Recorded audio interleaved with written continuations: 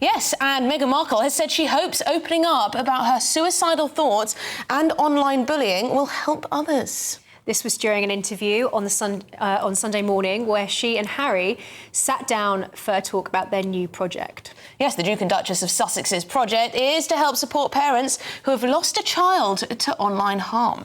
The project comes 3 years after Meghan revealed her own mental health struggles during an interview with Oprah Winfrey. Well, joining us now is GB News royal correspondent Cameron Walker. Now, Cameron, I understand this is the first interview with them both since that fateful Oprah interview. Have they tried to avoid talking about the royal family here after how it went down last time? Well, funnily enough, it was the same network that did Oprah Winfrey as well. It was CBS Sunday this time. Yes, in a nutshell, in a quick answer, they didn't talk about the royal family, but Meghan did talk about her suicidal thoughts when she was a working member of the royal family. So perhaps there was a subtle look back on her time as a working royal. But they did try and keep the spotlight actually on the Parents Network, their new kind of initiative they're launching with their charity foundation.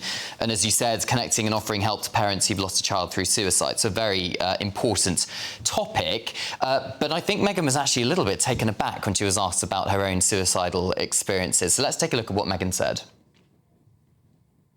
There's a through line, I think, and when you've been through any level of pain or trauma, I believe part of our healing journey, certainly part of mine, is being able to be really open about it.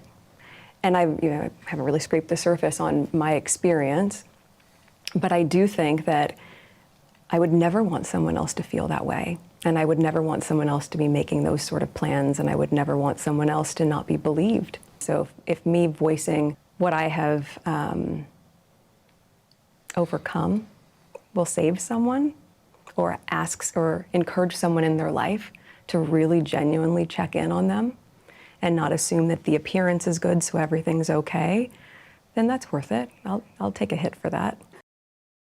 Ooh, she's really teasing that there's more to come out, isn't she? Yes, only scratched the surface is what she says about her own mental health journey. I think there's kind of 2 points to this, really. On the one hand, because she is very famous, whether you like her or loathe her, her opening up about her own feelings could potentially help others. I think that's the first point. But I think her critics are going to say, why on earth are you bringing it back to yourself in this situation where the spotlight should really be on the parents who've lost their children through suicide? She hasn't really learned, has she, to not always make these things about herself, that doesn't really go down well with the public. But if she's saying that she's only scratched the surface, I mean, that must be a very big iceberg if that's just the tip of it. Well, scratching the surface of her own mental health, but also perhaps scratching the surface of this new initiative, which really is in its very early stages. There's only about 6 groups of parents who are part of it so far. It's open to any parent who's lost a child through suicide in the UK, US and Canada at the moment. So it's going to be a while, I think, before we see if there's any tangible impact from this particular initiative. But what I am struggling with a little bit is the amount of abuse that comes from Harry and Meghan supporters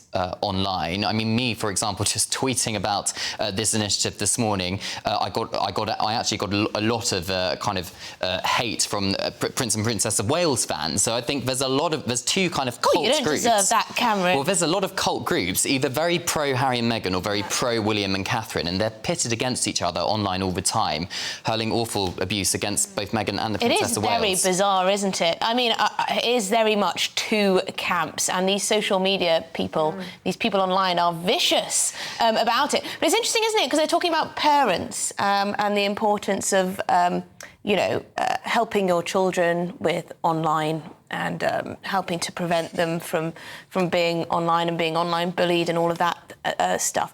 But they both don't have relationships with, well, Harry doesn't seem to have a very strong relationship with his father at this moment, and Meghan too.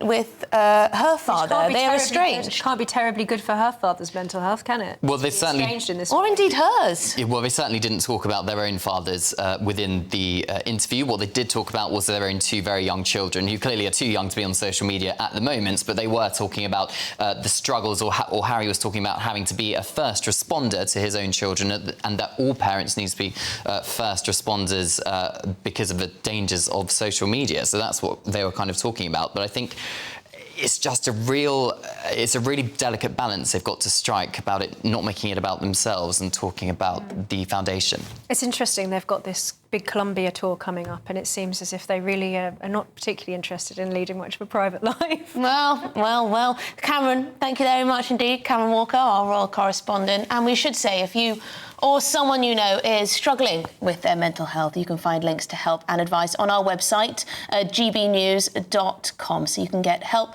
and advice on our website. So there you go.